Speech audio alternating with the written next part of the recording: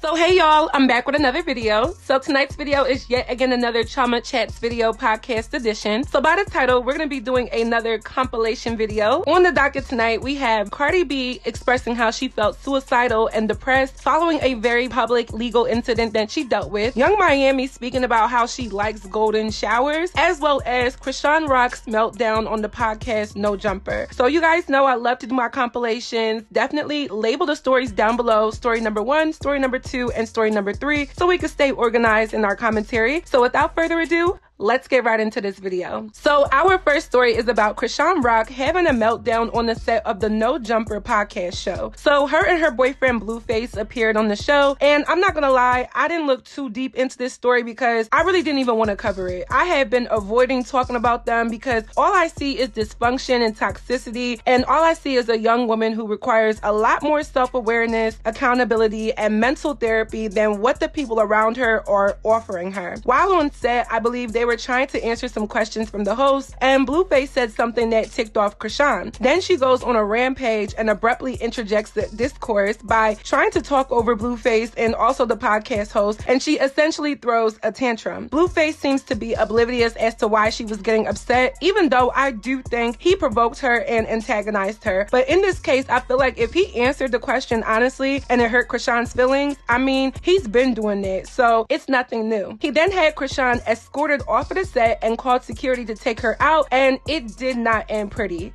Let's take a look. She off that Hennessy, man. Take her outside. There's nothing to talk about. There's nothing to talk, like, all that's gonna do is add fuel to the f***ing fire. No! No, I gotta take you out. I gotta take you out.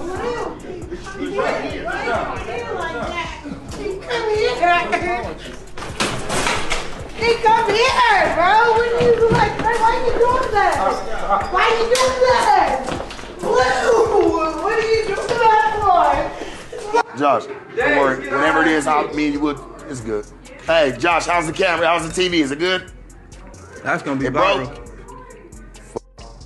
So again, I was just really trying to avoid talking about this couple because I feel like this level of dysfunction should not be celebrated, praised, or even reposted. I hate that the blogs have really exploited the toxicity that exudes from these two individuals because I think they are enabled by the internet more than they are enabled by one another. Granted, they do put all of their business out for everybody to see, but because they know people are invested in their story, they continue. I feel like alcohol plays a role because the fact that I've seen her belligerently drunk in almost every single publication that she's a part of, she's fighting demons. Blueface is not innocent either, as I really do think he's pimping her. Like, seriously pimping her. It's just that she's probably his bottom bitch per se, who is solely just for him. But when you look at the entire situation, Chrisean Rock is signed to Blueface, Blueface is signed to Wack 100, and Wack 100 has other people in front of him. So the chain of command in Chrisean seeing her money and seeing her deals and all of that has to go through like 5 different hands before it even comes to her. And to me, that comes off like a pimp situation. Blueface took to Twitter to voice some tweets about this after this went viral, in which he says, when she displays this type of irrational behavior on Baddies or Blue Girls Club, you guys applaud and cheer. But when it's a different setting and it doesn't look as good, you guys want it to be everybody else's fault. This is how she carries herself with or without me. He also says, alcohol isn't her problem, her mentality is her problem. All you people on here making excuses for a lack of self-control and irrational behavior is contributing to the problem. Hashtag accountability. So I think what he says is true because she acts like this regardless if she's with Blueface or not. I mean, on Baddie South, in the words of Rolly, who was my favorite on that season, she was a shit show. Side note, I have the Baddie South review in my notes. I just really stopped working on the video because I saw that Baddies West was coming out. But if y'all still want the Baddie South review, it'll just take some time as I would have to rewatch it because I did forget a lot of the stuff, but I can for sure get that out for y'all. Just let me know. But speaking of that show, Chrisean Rock was completely discombobulated the whole time on Baddie South, and especially on the reunion. She didn't let anybody talk. When the spotlight was not on her, she made it about her. She acts like a 5-year-old child who doesn't get their way and throws a tantrum. Now, I think two things can be true at once. Everything Blueface said is true. However, this man is also a part of the problem. I don't like how he tries to absolve himself of any wrongdoing as if he's not the one that created this monstrous monstrous entity out of Chrisean Rock. I really think the only solution for Chrisean Rock is for everybody to stop giving her attention, especially the blogs, especially the Shade Room, and especially Hollywood Unlocked. Once she loses it all, she'll come to her senses. But until then, she's going to continue to be damaged, deranged, and dangerous. And it's pretty sad to watch, but she's a grown woman and needs to stop thinking that she's gonna have this pass forever. I don't care what anybody says, she gets a pass for being little and light-skinned, and obviously she looks different now, but before she had that very privileged and very innocent look to her when she was still up and coming. But her personality is trash. She's an attention seeker, she's mentally ill, she has a drinking problem, she's belligerent, she's rude, she's aggressive, and all of these very disturbing characteristics that are tied to her. But for whatever reason, she is still in our face. Why do y'all think that is? Just think about it. As much as I have empathy for the fact that she's a woman and she's struggling, she is a grown woman who needs to wake up and realize that she's literally ruined every opportunity that she has been given, even though she came from such a tumultuous childhood and background. She got the opportunity to change her life and she blew it. She can only hope that there's enough people still rooting for her once she's done with this nightmare. So our next story is about Young Miami of the City Girls getting on her podcast called Caresha Please and admitting to some very, very, very demoralizing actions. She recently did a sit down with Trina. Both ladies are from Miami and both are rappers. Young Miami steals the show by admitting the following statement. It say take a shot if you like golden showers. I do.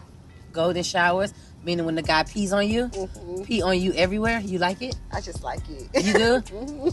Freak. Freak of the week, huh? So you say take a shot. You say take a shot? Oh, we need a shot. I take a shot. You like go to shower? I do. But like peeing on you? I don't know. It's just, I don't know. It's just do something. I'm gonna be honest. Hold on, one more thing. I need something a little let's say. So I'm gonna be honest with you. I've never had a golden shower. I did. Did you? I've never had a golden shower. Like, I've given one. Oh, is that the same thing as squirting or? Yeah, they say that. I don't know, but I don't had to go to shower and I like. I give them golden shower, but I've never experienced that. I'm all about trying new things though. Golden shower, it's fun. Yeah, like, you know when you drunk and they just peeing all over your body. You just like pee in your butt, pee in your pussy. I don't know. And then y'all still have sex after? It depends. Like, you can pee on me in the shower. You can pee on me like once you come. Like, it just depends.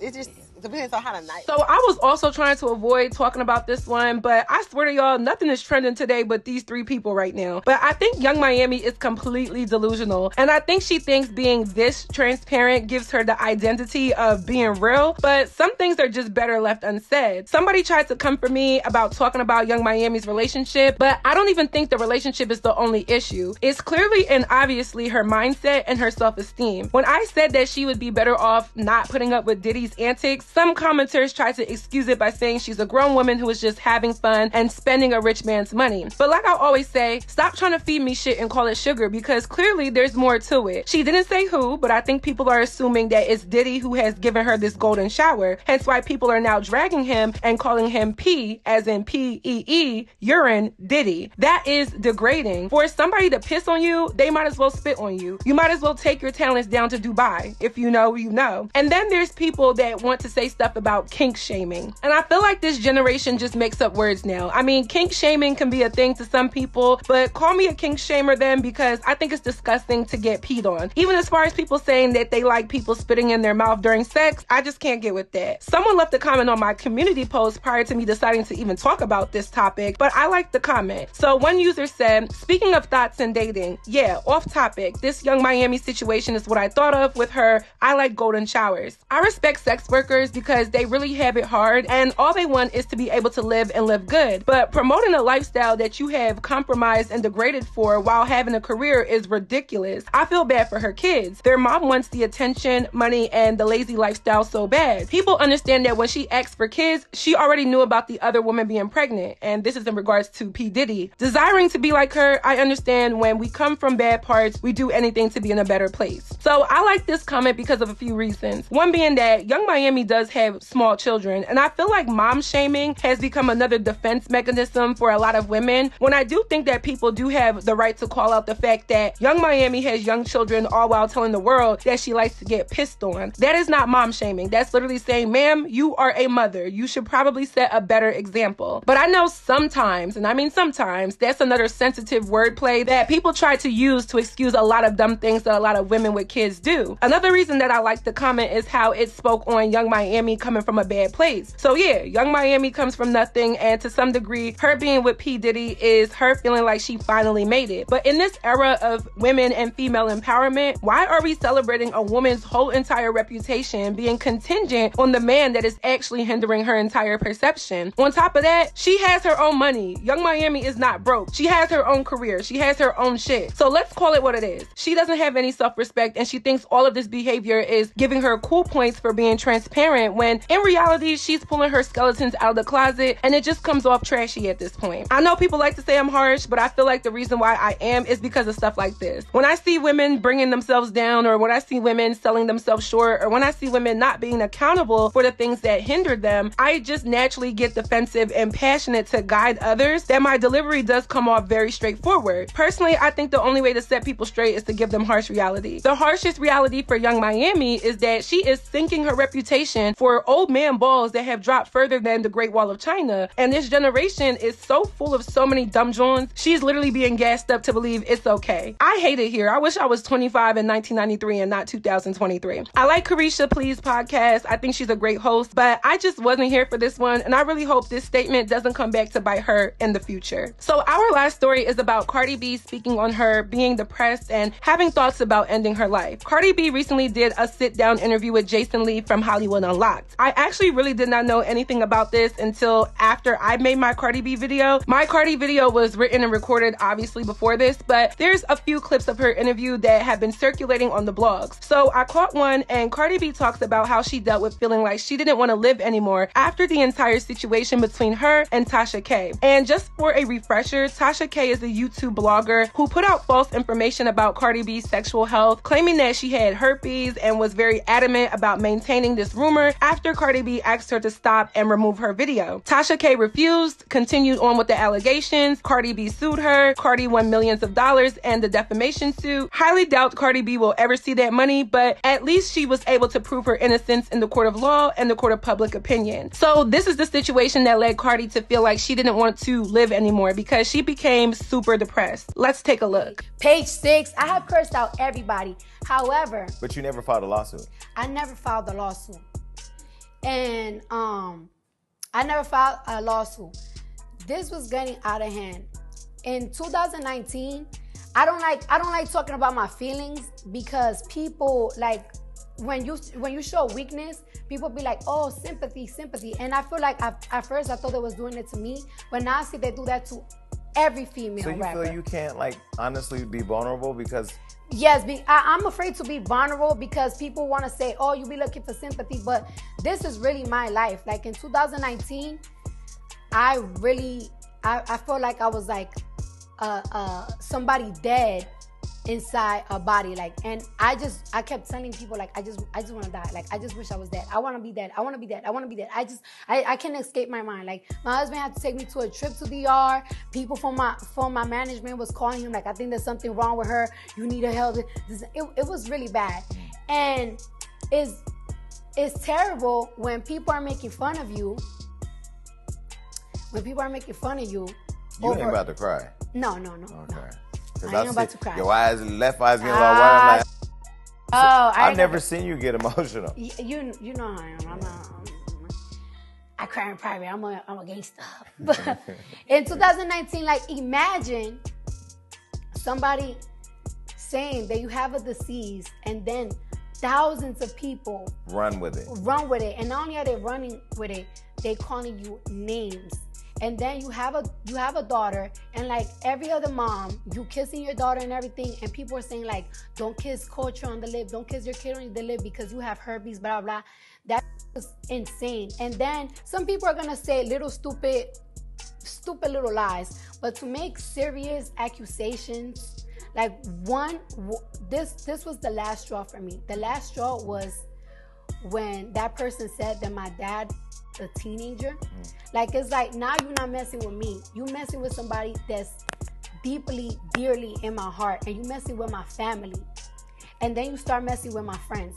It became to the point that I feel like I was being harassed, and like my friends and my family were being tortured for just being involved with me. And it made me feel crazy because I saw the frustrations of certain people around me that it's like, yo, why the this and that? Like, yo, why is this person bothering me? Like, it made me feel bad because it's like, damn, I feel like being related to me or being a friend with me, was a curse. So from watching this, I'll be real enough to say that I do have empathy for the fact that she went through that, because that was wrong. And I definitely made a video stating that it was good for Cardi to receive that legal jurisdiction that she got. I'm more than fair enough to say that it's not right what she went through, because although Cardi B has done and said some very humiliating things and put out a lot of bad energy, when you are the celebrity in a situation, it is completely blown up. Like, the shame, the embarrassment, the heartbreak, whatever you're going through is maximized to the highest level of exposure, because hundreds of thousands, if not millions of people are in your business. Now, let's be realer than real. Here's my thing with Cardi B, and I'm probably gonna get flack for saying this, but I think a lot of what she deals with is her reaping what she has sown. I have a lot of empathy, and y'all probably don't believe me. I really do. Hence why when I talk about these things, I can see things from all points of view. That's where my understanding of stuff comes from, and then I give my opinions based off of my experiences. And from my experience, the energy that you cast out, albeit demon time or matching energy like this generation likes to say, all of that comes back around. People be in my comments telling me that I'm so hateful and I shame women and I drag women, and I truly don't believe those things. I think I speak very clearly and very straightforward about a lot of things that are helping or hindering women in general, and some of y'all don't like the message because you have yet to look in the mirror about yourself. Accountability does hurt, but that's all I'm trying to do on my platform, and speak about things that occur in the lives of young Black women and women of color facing all of these challenges, temptations, and generational curses. None of my commentary is coming from a place of hate. I don't even have enough energy to hate on anybody. Yes, I'm addressing some of you haters. Hi, thanks for watching and coming back. But I think what Cardi B did within her overall career was cash a check that had a lot more negativities and side effects that she never anticipated. And that is me figuratively saying she signed to Atlantic Records, and whether she knew it or not, their intent of promoting Cardi B was to dethrone Nicki Minaj. I don't understand why people wanted to dethrone Nicki Minaj, because I feel like if she has proven that she is an icon and a major world star in her talent year after year after year, why would you want to dethrone that for something that is inorganic? Why would you want to dethrone the success of a Black woman who clearly worked hard to get where she was at? And why would you want to be used as a pawn in the business discourse of an industry that is known to use people and spit them back out? But Cardi B took that deal. She got pushed tremendously. She was in our faces. She had a lot of hit songs. She literally was an overnight success if you really think about it. Like, her time on Love and Hip Hop is so irrelevant to where she is today. She literally was consumed by the industry and her label pushing her that a lot of people don't even remember that she was on TV with the F-listers. So because she took that deal and she cashed that check, and it was easier for her to see the money, see the fame, and see the pot of gold at the end of the rainbow, she didn't consider the side effects of fame, which is something that she's not built to deal with. And she's telling us that. She's been telling us that. When I said that Cardi B is soft when it comes to people antagonizing her or critiquing her, it's not to throw shade. It's literally to say she's very bothered and very consumed with the negativity of her job. But anybody that's in the spotlight knows and is prepared for that. And I will never be one to say that you can't address backlash and hate, because I think we are way too human to sit up here and act like robots that don't have any feelings or emotions. But it is a side effect that comes with the territory of being famous. I think who Cardi B truly is not somebody who was cut out for that. I mean, I feel bad that at one point she felt like she wanted to unalive herself because of the pressure within being a famous person, because it's really not for everybody. But I do see where people are saying that she went about her fame with intent or the end goal that would have caused somebody else's downfall. And then in the midst of that, she wasn't the nicest person to other people as well. I think that's fair to point out. There were a lot of comments basically saying that Cardi B also caused depression, stress, and shame on a lot of women. And I think it's not only impartial, but imperative to see the other side to this. When people used to say that Cardi B is just sympathy and payola, I never fed into it, because I still feel like she worked hard to embody a rapper, because I don't really think she's a rapper, but just embody being this very publicized entertainer. But as time went on, the more and more I paid attention, I do see why people say the thing about sympathy and payola. Payola, I'm not getting into that, but the sympathy aspect I do see. And even Cardi B addressed this in the interview when she said that people accuse her of looking for sympathy. And I don't even think it's that she looks for sympathy. I think it's that she's awarded sympathy because of what she looks like, her relatability, and a lot of people's distaste for her industry rival, which is Nicki Minaj. Side note, I was working on this video that was going to be Cardi B versus Nicki Minaj and how their beef affects the female rap industry, but I think if I make that video, I might have to turn the comments off because y'all be going hard. With that last video I did about Cardi, the comments were so up and down and back and forth. I was like, Chioma, what did you do? But nobody can shut me up. But I literally was working on that video to post this week, and I shelved it because I think there needs to be some downtime for everybody to calm down a little bit. Back on track though, I do think the industry gives her a pass for a lot of nonsense, and that pass can be synonymous with the word sympathy. And that's due to so many factors, but I do think it does exist for her. And it's crazy because when I talk to a few people that I know have dwellings in the music industry, they've said that Cardi B is a very likable individual, and the reason that she's been able to climb the social ladder of success is because of her likability and her being nice. And I speak about likability on my channel because I do think it takes you farther than being a diva or acting as if your shit doesn't stink. But I think what Cardi B casted to millions of people didn't read as positive or likable in many cases. I'm not going to be the one to list all of the things that she has done. I'm pretty sure somebody will do it in the comment section, but she definitely antagonized so many women, specifically black women, and said the craziest things to them. She wished death on people's mothers. She spoke ill on somebody's dead child. Let's not forget the makeup artist who came out and said that she had a bad experience with Cardi B. And Cardi B's response was literally horrible. She never apologized for that. Does that mean that she doesn't deserve sympathy for the things that she's dealt with? Absolutely not. But I think it's a learning lesson about how the energy that you place out does come back around. And I tell people that all the time. Some of y'all say that I will get karma for speaking about stuff on YouTube, but we'll see. Right now, because God knows that my intentions are very pure and he sees the things that I do outside of my job on YouTube, I feel like God has been blessing me tremendously because of this platform that I've built. Some of y'all, very few of y'all though, really be trying to cast negative energy on me for speaking about things. And I do admit I'm harsh and judgmental, but I definitely don't think I'm no hater. But hey, to each this own, it comes with the territory, like I said. To close, in my opinion, Cardi B should fade off, like literally run away into the sunset. I think she's done more than enough. She's broken records, she's made hit music, she's collaborated with people, she's made herself a name in the industry and other industries. She can literally now retire if we're being real. I think she got all that she could ever hope for. She takes care of her family, she's not broke anymore, she doesn't have to do the things that she used to do for money, and she's an A-lister. I don't think fame was ever for Cardi B, and I don't think she went into fame realizing how hard it would be. I do think she is showcasing growth in her revelation from all of the choices that she's made prior to her career and during the height of her career. I think Cardi B will always be a name in entertainment, but I think this interview was low-key her telling us that she's been able to heal from a lot of the negativity that she's put out and was put onto her. Cardi seems to be at a point in her life where her mind, her mental, and her family means more to her than anything else, and that's great. So if that's the case, I predict that Cardi B may be telling us that we won't be seeing as much of her in the near future. So that is it for this video. I hope you all enjoyed. Please let me know your commentary on my commentary down below. What do you think? What do you know? Let me know. If you haven't already, go stream my song Ballin'. The link is down below. More music coming for you guys in 2023. Stay tuned. And lastly, don't forget to follow me on all of my social media networks, and I will see y'all in my next video.